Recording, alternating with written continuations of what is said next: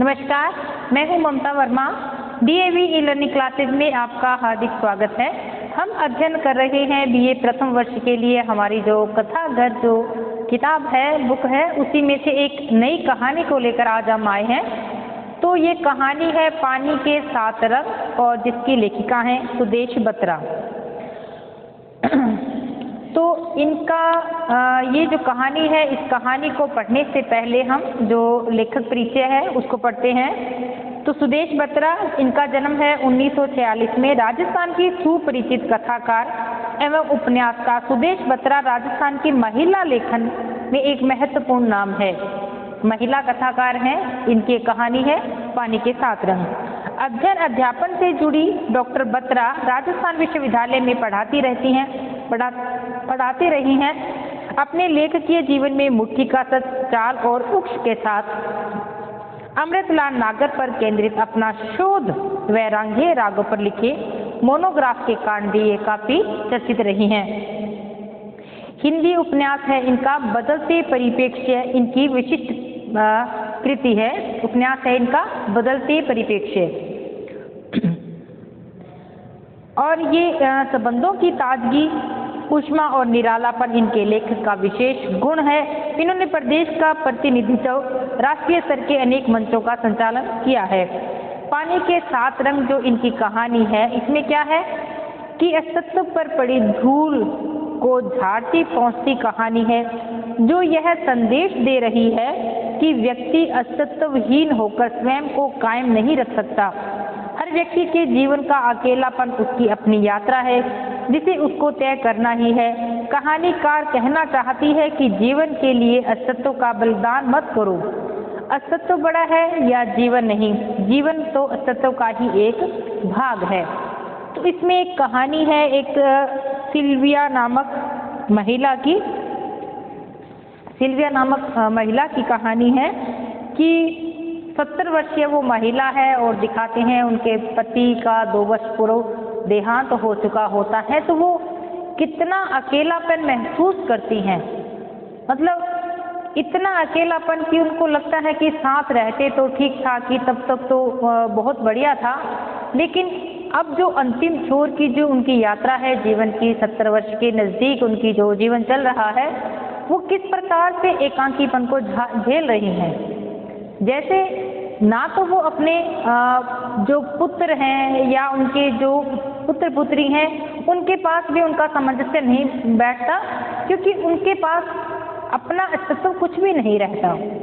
अगर वो उनके पास रहती है तो उनकी कोई पहचान, उनकी कोई इच्छा, ऐसी मर्यादा कुछ भी मायने नहीं रखता, बल्कि एकांकीपन उनके जीवन को कचोड़ता है। इसलिए कहते हैं कि अस्तित्व से बड़ा अगर जीवन जीने पर ध्यान दिया जाए तो बेहतर है। इसमें एक करेटी नाम की उनकी मित्र है, महिला है, तो उनको वो साथ बुलाती हैं।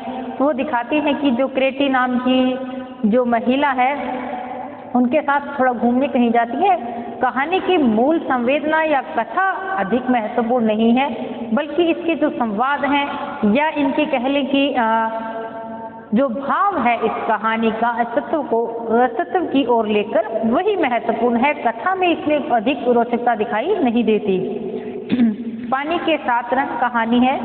इसमें खिली धूप खिड़की से कूदकर जो धूप है वो मेरे सामने आ गई, सिल्विया कहते हैं। तेज रोशनी सिल्विया जाग गई, उसकी आंखें खोली और एकदम से बंद कर ली। कितने ही दिनों के बाद आज बादलों ने घेरा डाला है, पता ही नहीं सुबह हुई या शाम ढल गई, जैसे कि वह सपना देख रही हो। बिल्कुल अकेलापन महसूस करती है। बाहर बहुत ही सुंदर धूप उसको नजर आ रही थी और ढीले कपड़े जो थे उसमें उत्तेजना भर आई और थोड़ा कंफर्ट होकर वो बाथरूम में चली गई। धूप के साथ साथ उसका अवसाद भी घुल गया, क्योंकि इतना अकेलापन वो काट रही थी और बाहर का जो मौसम थोड़ा अच्छा नहीं था। इस कारण से वो सुबह शाम एक ही जगह पर बैठी रहती और सारा दिन उसके मन को जो अवसाद है वो घेरे रहता है। और आज थोड़ा धूप उनको दिखी तो उनका अवसाद भी ऐसा लगता है कि धूप के साथ ही थोड़ा घुल गया और थोड़ा मौसम और मन भी साफ उनका होता है। तो वो मुझे ऐसा लगता है सिल्विया को, मैं एक एक पल को जी लूं, अस्तित्व बनाने को छोड़कर जैसा जितना पल मिलता है, जितना समय मिलता है, उसका मैं अच्छा जीवन यापन कर लूं। साथ ही वो गर्म कॉफ़ी बनाती है, उसके घूंट लेती हुई अपनी उसकी जो मित्र है सिल्विया, तो क्रेटी नाम की जो मित्र है उनको फ़ोन करती हैं वो, कि कहती है कि मैं लेक पर जा रही हूँ धूप को पीने के लिए और तुम और विलियम भी वहीं आ जाओ। सुनो अभी 8 बजे हैं और 11-12 बजे तक मैं भी आ जाऊँगी और कहो तो मैं आप लोगों को पिकअप कर लेती हूँ, लेकिन किंतु परंतु नहीं, तुम वहाँ पर पहुँच जाना। जो क्रेटी है उनकी जो मित्र है कैटी, वो बिना किसी तर्क वितर्क के उसके सुने उसने फ़ोन रख दिया और हाँ में उसने स्वीकार कर ली। सिल्विया अपने आप को दर्पण में देखती है कि मैं बहुत लंबे समय से वो तैयार नहीं हुई थी, क्योंकि उसके पति का 2 ही वर्ष पूर्व, जो स्मिथ नाम के उनके पति हैं, तो उनका देहांत हुआ था। उसके बाद वो बिल्कुल नीरस रहती हैं, ना ही तो उसने कुकिंग की थी कभी, वो बहुत दिनों से बादलों की सांवली छाए में उसका शरीर भी शिथिल हो गया था एक जगह पर रहने से। अकेलेपन का लाबादा उसे छोड़ता ही नहीं था। उसने कैलेंडर देखा तो शायद 10 दिन हो गए थे वह घर से बाहर ही नहीं निकली थी और न ही उसने किसी को फ़ोन किया था। वह सोच रही थी कि मौसम का असर है या उम्र का या परिस्थितियों का कि वो बाहर ही नहीं निकल रही। सिर्फ मरने के इंतजार में तो जिया नहीं जा सकता, बल्कि 70 साल के बाद मिली उम्र ईश्वर बोनस के रूप में देता है, तो उसे एक एक पल सार्थक करना चाहिए। सिल्विया ने जो कथा नायिका है, ये नायिका जिस पर चल रही है कथा, सिल्विया ने पेंटेटी से सामान निकाला, केक की तैयारी की, बैटर ओवन में डालकर उसके वेफर्स नेस निकाले, फिर अपने कपड़ों की अलमारी के सामने खड़ी हुई तो अपनी वो ड्रेस निकालती हैं जो बहुत साल पहले 2 या 3 साल पहले उसके पति ने उसके जन्मदिन पर उसको वो उपहार दिया था और 2 साल हो गए वो स्मिथ नहीं रहे। 5 साल पहले उनको ये ड्रेस दी थी। वो उनको बहुत मिस करती है अपने पति को, और निश्चित जब वो थे तो ऐसा लगता था सिल्विया के जो पति थे स्मिथ, जब स्मिथ थे तो वो बहुत ही सुंदर जीवन व्यतीत कर रही थी। थोड़ा सा भी नहीं लगता था, अकेलापन उनको बिल्कुल भी महसूस नहीं होता था। अकेली सिल्विया ने चारों तरफ मानो दीवारें खड़ी कर ली थी और उसकी बेटी मारिया और बेटा अल्बर्ट दूसरे शहर में रहते हैं और दोनों ही बच्चे हैं उसके जो नौकरी करते हैं, गृहस्थ जीवन जी रहे हैं। सिल्विया ने फिर झलक कर अलमारी की तरफ देखा, फेस शर्ट और ब्लू निकाल लिया। सिल्विया तैयार होकर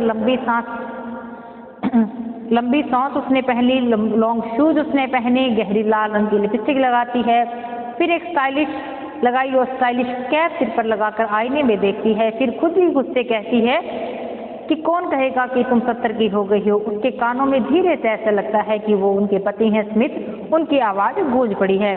फिर वो बहुत सारा सामान लेकर अपनी उस धूप में वो जाना चाहती हैं लेक के किनारे, तो वो सारा सामान डाल लेती हैं और कैटी को फ़ोन करती है और घर बंद किया और रवाना हो जाती हैं। जो उनकी मित्र है कैटी, वो सुबह ही 6 बजे उठ जाती हैं, कोई भी मौसम हो, लेकिन उनकी दिनचर्या को निश्चित दिखाया गया है कि चाय बनाती हैं, फिर पति को देती हैं, फिर बिस्कुट लाती हैं, सबको वो देती हैं। उनके जो पति हैं कैटी के विलियम, वो 15 दिन के लिए कहकर गए थे अपने बेटे एल्विन के पास रहने जाते हैं, लेकिन उनका वहाँ मन लग जाता है। लेकिन कैटी बार बार उनको फ़ोन कर कर कहती है कि यहाँ पर मेरा कुछ तबीयत ठीक नहीं रहती, कि आप यहाँ जल्दी आ जाओ। कैटी के पति हैं विलियम, तो वो विलियम है अपने बेटे एल्विन के पास गए हैं। 15 दिन होते ही उनके जो बेटा है एल्विन विलियम को रोकना चाहता है कि आप यहीं रहें, लेकिन विलियम कहता है कि वहाँ आपकी जो माँ है वो उसकी तबीयत ठीक नहीं रहती। तो वो विलियम है, वो कहता है अपने पिता को, विलियम को, कि आप माँ को यहीं ले आते। बात किस चल रही है? कैटी की। कैटी का जो बेटा है उसके अपने पिता को रोकता है कि आप यहीं इसी जगह में रुक जाइए, तो माँ को भी साथ लाना चाहिए था। तो विलियम कहता है कि ना तो कैटी जॉब को छोड़ती है, अगर जॉब करती है तो उसको बहुत सी छुट्टियाँ उसको नहीं मिलती, बल्कि वो रिटायर्ड आदमी है, उसकी पेंशन उसकी चल रही है। फिर भी बेटा कहता है कि आपकी पेंशन है, मैं तो आपकी हेल्प कर सकता हूँ। विलियम जानता है लेकिन वो कुछ नहीं कर सकता। विलियम एल्विन होले से मुस्कुराता है। 15 दिन की बेचैनी विलियम के घर पहुँचते ही हठ योग में बदल जाती है। कैटी जैसे ही तीर कमान से लैस खड़ी थी, विलियम ने घर पहुंचते ही फट पड़ी कि तुम जाकर मस्त हो गए हैं, जरा सी भी चिंता नहीं करते। लेकिन तुमसे कहकर गया था कि मैं 15 दिन के लिए गया था, फिर भी मेरी मुश्किलों के बारे में आपको थोड़ा सा सोचना चाहिए था। ये शब्द हैं कैटी के। कैटी बताती है कि जब से आप गए हैं मैंने ना तो ढंग से अच्छे से खाना खाया है, ना ही कहीं गई थी, ना ही लॉन्ड्री में गई हूँ, ना मैंने घर की कभी सफाई की, बस सैंडविच बना खाकर और ऑफिस से बेडरूम, बेडरूम से ऑफिस आ जाती थी बस। लेकिन फिर वो कैटी एक सच नहीं बताती, विलियम को कहती है कि मुझे आज अभी भी ऑफिस जाना है, अर्जेंट मीटिंग है और तुम प्लीज़ लॉन्ड्री भी कर देना, यानी कि कपड़े भी धुलवा देना, वैक्यूम क्लीनिंग भी कर देना, घर की सफाई कर देना और दाल चावल बनाए थे उसे गर्म करके आप खा लेना। Okay bye. लेकिन विलियम कहता है कि मैं थका हुआ आया हूँ तो मेरे लिए एक कप चाय बना दो। लेकिन कहती है कि नहीं, चाय के लिए मैं आज मीटिंग है, मैं लेट हो रही हूँ, आप खुद बनाकर पी लेना। विलियम को अच्छा नहीं लगता लेकिन खड़ा रहता है, देखता कुछ नहीं कहता। वैसे कैटी और जो विलियम है उनकी शादी को 45 साल हो गए हैं। लोग हैरान होते हैं वहाँ के कि ये एक दूसरे को कैसे झेलते हैं। दिन के 12 बजे हैं, चटक धूप खिली है, धूप भी हल्की खुनक है मगर ठंडी हवा मन को लुभा रही है। वह झील के किनारे बनी एक बेंच पर अकेली बैठी थी, सफ़ेद ब्लाउज और नीले स्कर्ट में, लॉन्ग स्कॉटिंग्स और लॉन्ग शूज में, सिर के एक तरफ हैट यानी कि टोपी लगाई हुई है और जिसने धूप ने अपना रुख मोड़ लिया है। झील की तरफ पीठ है मगर सामने एक फुआरा है, फुआरे के पीछे सड़क पर बाजार, किनारों के कतारों के कतार हैं। उसके चेहरे पर गहरी लाल लिपस्टिक अनायास ही ध्यान खींचती है। थोड़ा पास जाने पर प्रतीत होता है कि चेहरे की झुर्रियां और आंखों की गहरी उदासी छिपाने के लिए उसने लाल लिपस्टिक का प्रयोग किया है कि थोड़ा जो अवसाद मन में चल रहा है वो थोड़ा भर जाए। फिर वो सोचती है कि ये कैसा विरोधाभास है कि गहरे रंग को व्यक्ति अपनाता है अपने अवसादों को भरने के लिए। व्यक्ति अपने अंदर के अकेलेपन और खालीपन को भरने के लिए घर की दीवारों की घुटन को छोड़कर बाहर भागता है और अकेलापन बाहर आकर और भी अधिक उजागर हो जाता है। वह उम्र का भी अकेलापन है और परिस्थितियों का भी। शायद यही नियति है अकेले आदमी की कि कैसे एक अकेला आदमी जी सकता है, जहाँ मन की शांति अंधेरों और रोशनों में दोनों में ही बुखलाई रहती है। फिर बहुत देर तक अकेली बैठी रहती है, लगती है कि वो किसका इंतजार कर रही है, वो आई क्यों नहीं। क्या उसकी भी कोई मनस्थिति है जिसको कोई समझ सकता है। सिल्विया की 70 साल से पार होकर अब जो जिंदगी चल रही है वो ईश्वर ने उसको बोनस में दी है। वैसे आयु क्या है, 70 वर्ष है। अगर इससे अधिक जो आयु मिली है वो बोनस ईश्वर दे रहा है, उसको पल पल को वो सिल्विया जीना चाहती है। सिल्विया ने चारों ओर वो देखती है, वो झील के किनारे बैठी है। यह जीवन है, उमंगे हैं। युवा जोड़े पानी में खड़े होकर बोट लाकर अठेलियां कर रहे थे बहुत से, और दूर दूर से हंसते खेलते वहाँ से बच्चे भी जा रहे थे। बहुत से लोग वहाँ पर एंजॉय कर रहे थे। सिल्विया सोच रही थी कि इन लोगों ने ये हॉलीडे होम्स बनवाए होंगे, वहाँ पर जो घर बने होते हैं हॉलीडे होम्स, तो उन्होंने भी शायद वृद्धावस्था के सन्नाटों की कल्पना नहीं की होगी। हॉलीडे होम्स उनको लगा कि थोड़ा एंजॉय के लिए बनाए होंगे, तो शायद उन्होंने कभी ये नहीं सोचा होगा कि वृद्धावस्था में कितने अकेलेपन को झेलना पड़ता है। भीतर ही भीतर बूढ़ी सांसें पटकती होंगी। नहीं, हर इंसान के साथ होना चाहिए, कुछ गतिविधि होनी चाहिए, अपनी सार्थकता चाहिए, सिर्फ मनुष्य की प्रतीक्षा नहीं। फिर सिल्विया को भी कभी नहीं चाहा था कि वो कभी अकेली रहे, कभी सोचा ही नहीं था। ये भी 2 साल पहले उनके जो पति हैं स्मिथ, उनका जो हार्ट अटैक से मृत्यु हो जाती है। वैसे इनके जो पति हैं वो अपने आप में मस्त रहते थे। वो तो जो सिल्विया थी स्मिथ को हर जगह पर उनको खींच खींच के ले जाती थी कि आज यहाँ नहीं, आज वहाँ।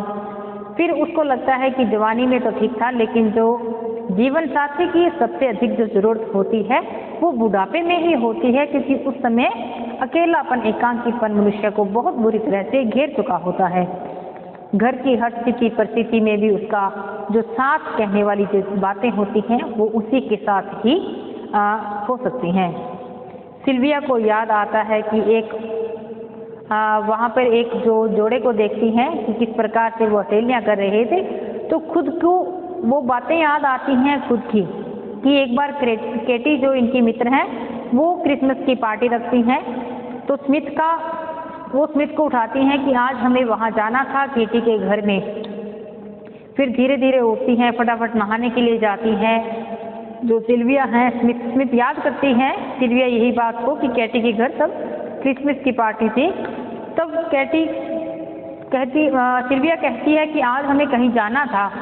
फिर विलियम्स को याद आती है कि हाँ, फिर वो बहुत ही जल्दी से तैयार होते हैं, लेकिन जब वो बहुत ही सुंदर तैयार होकर आती है सिल्विया, तो उनको वो देखते ही रह जाते हैं कि इतनी सुंदर वो लग रही थी। जो ड्रेसेस उन्होंने आज पहनी थी वही ड्रेस उस दिन पहनी थी कि वो देखते ही रह जाता है, कुछ कह नहीं पाता। फिर सिल्विया की मुस्कुराती आंखें नीले पानी की, धीरे धीरे वो बात आती है और मुरझा जाती है। फिर सिल्विया की वहीं बैठी है झील के किनारे और मुस्कुराती हुई नीले पानी की लहरों से टकराई। सूरज की किरणें उसमें चौंध कर उत्पन्न हो गई। लगा कि जैसे नीली झील का सिल्विया की आंखों में आकर ठहर गया है। पलकें झपकाकर उसने आसपास देखा तो कुछ युवा जोड़े एक दूसरे का हाथ पकड़े नाव में खड़े होकर नाच रहे थे।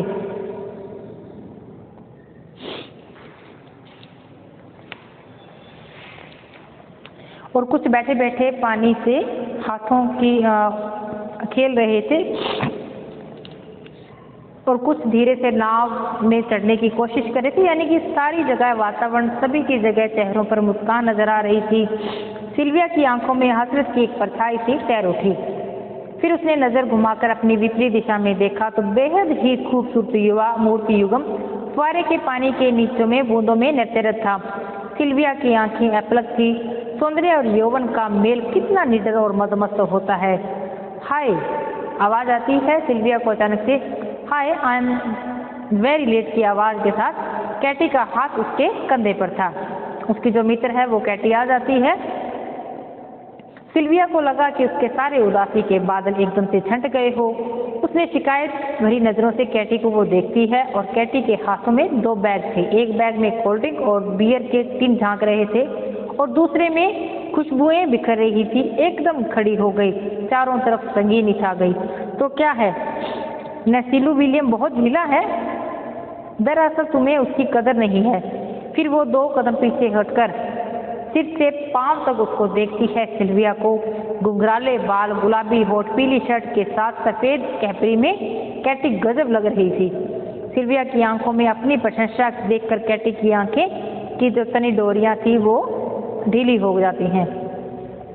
उसको कंधे से पकड़कर सिल्विया ने कहा कि जब तक विलियम है, यानी कि उसका पति है, तुम तब तक ही संपूर्ण हो, अन्यथा अकेले में तो औलाद का भी कुछ नहीं कर सकती। वक्त से पहले इंसान बेचारा लाचार और उपेक्षित हो जाता है।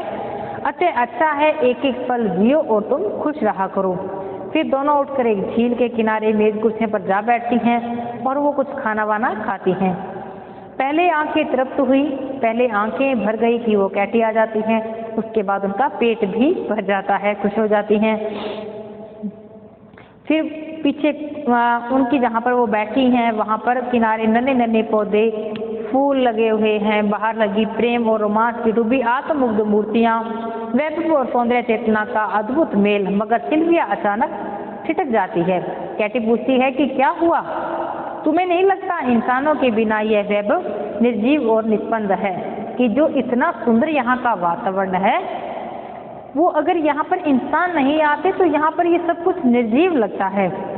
शायद ये इमारतें धनवानों के लिए अवकाश समय के लिए आरक्षित हैं। एकदम प्रकृति की गोद में इतनी सुंदर दृश्यावली निश्चित ही अवकाश अवधि को यादगार बना देती रहेगी। शायद सिल्विया आत्मलीन सी आगे बढ़ गई। पगडंडी बहुत दूर एक झील की परिक्रमा कर रही थी। चलते चलते वे थकने लगी। एक एकांत कोने में धम से हरी घास पर गलीचे में बैठ गई। सिल्विया, बहुत बहुत धन्यवाद, तुमने मुझे यहाँ बुलाया। कि रोज की, कैटी क्या कहती है, कि रोज के झिकझिक भरी जिंदगी से दूर आज बहुत ही शांति मुझे मिल रही है।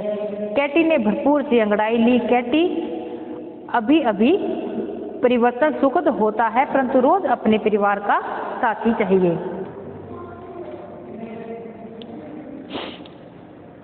फिर कैटी है, उसने सीधे भरपूर आंखों से सिल्लू को देखती है और उसकी आवाज़ के दर्द को समझे, फिर अपनेपन से बोलती है कैटी कि तुम अकेली क्यों रहती हो, चली जाओ ना अपनी बेटी दामाद के पास। लेकिन गई तो थी। सिल्विया क्या कहती है कि मैं वहाँ गई थी अपनी बेटी के पास, लेकिन ऐसा लगता है कि वहाँ मेरा जो खुद का वजूद है वो ही समाप्त हो गया है। मैं उन पर ही निर्भर हो रही हूँ जो कि मेरा मन स्वीकार नहीं करता है। अब सिल्विया की आंखें नम है। वह सिल्विया जो इतनी स्नेहल और उदार और ममतामयी है, लोग जिसके प्यार का उदाहरण देते हैं, वह अपने ही घर में एकांकी है। और तुम कुछ कहा नहीं, कहने पर तो ऐसा तूफान आएगा कि घर में बिखरे तिनके समेटने में आधी उम्र निकल जाए। फिर स्वयं को संभाल कर बोली कैटी, सुबह तो किसी तरह निकल जाती हूँ, परंतु जो सांझ के समय में मन बहुत उदास हो जाता है। ये जो गहरी शाम है वो कटने को ही नहीं आती कि किस प्रकार से ये समय कटेगा। अब दोनों के बीच में मौन पसर जाता है और कुछ मिनटों में सारी लाइट जल जाती हैं। सारा वातावरण एकदम से रोमानी हो जाता है। झील की लहरें विश्राम की मुद्रा में थी और लोग निकटवर्ती रेस्तरां में जत्थे के जत्थे घुसे जा रहे थे। सिल्विया ने सिर को झटका दिया और कैटी का हाथ पकड़कर खड़ी होगी जैसे एक नई दीप्ति भर आई हो। क्या कहती है सिल्विया कैटी को कि देखो इन नन्ही रोशनियों को, ये भी अपने आप में पूर्ण है और बाहर की दुनिया के उजाले से भर रही हैं। क्या सचमुच इतने कमजोर हैं? नहीं, यह दुनिया बहुत बड़ी है। यहाँ बहुत से लोगों को हमारी जरूरत है। हम अपनी क्षमता, विश्वास और दूसरों को जीने का हौसला दे सकते हैं। शायद हमें लेने में नहीं, देने में ज़्यादा खुशी और अपनापन होगा। फिर वो कहती है, हाँ बिल्कुल सीलू, चलो हम भी कहीं चाय पीते हैं, फिर लौट के आते हैं। विलियम मेरा इंतजार कर रहा होगा। यानी कि सिल्विया है कि वो बताती है कि किस प्रकार से एकाकीपन जो जीवन जी रही है, कितना कष्टदायी उनका जीवन चल रहा था। लेकिन यही बात वो समझाती है अपनी मित्र सीलू की कि जो आपका जीवन आपको मिला है विलियम के साथ उसको अच्छे से जिया जाए। तो ये आज ये कहानी समाप्त होती है। तो हम मिलेंगे अगली क्लास में नए टॉपिक के साथ। तब तक के लिए धन्यवाद।